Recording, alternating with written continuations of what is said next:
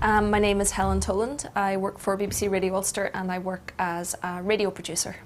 I work on an entertainment programme, so we would talk to kind of celebrities or local people who are in the public eye.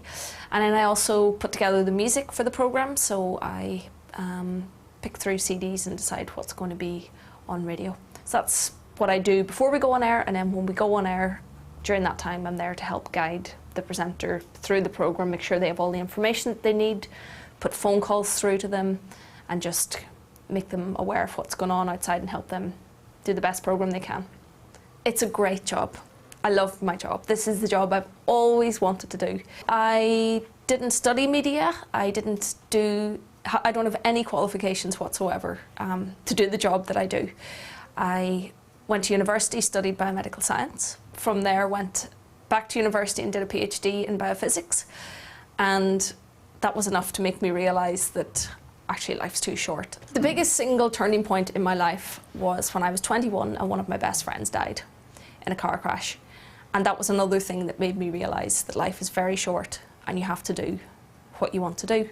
Did some research to figure out how I could get into radio. Realised that actually you don't really need qualifications in the media, and I got into this job by doing CSV, which is a course you can do at the time when I did it through New Deal. So if you were on the dole, you could come in and do a short training course that involved a placement in the BBC. And once I got my foot in the door, I never left. So when I left university, finally, I worked in a coffee shop for a year so that I could build up my contacts within the BBC and get as much experience as possible.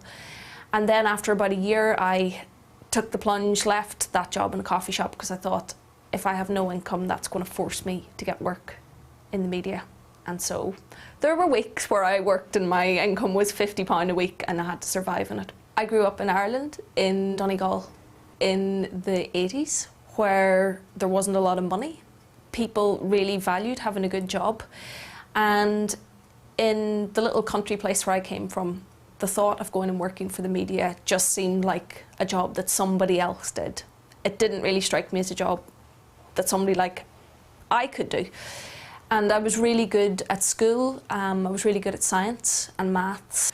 But because I was good at one subject, I was sent down that route. And I didn't really have the strength or didn't really have the right guidance from my careers teachers, I think, to say, follow your heart. So I ended up doing my degree in biomedical science. Even when I was finished my degree, I was 21 years old and I still, at that point, didn't have the full confidence to say, this isn't what I want to do. I suppose in some ways I felt that I had done what my parents might have liked, that I'd, used my brains, got myself a really good degree, and now I was going to take a chance to do what I really wanted to do. And I gave myself a year to see if I could do that.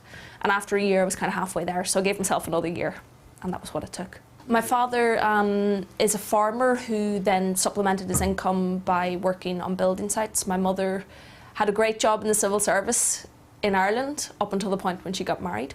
A job for life is not the norm anymore. You can actually change careers quite easily. Well, I have only recently been made staff producer, and it's taken 5 years of working on short contracts. So this is actually the point where I want to be at. This is as far as I've ever dreamed of, because all I want to do is make programmes.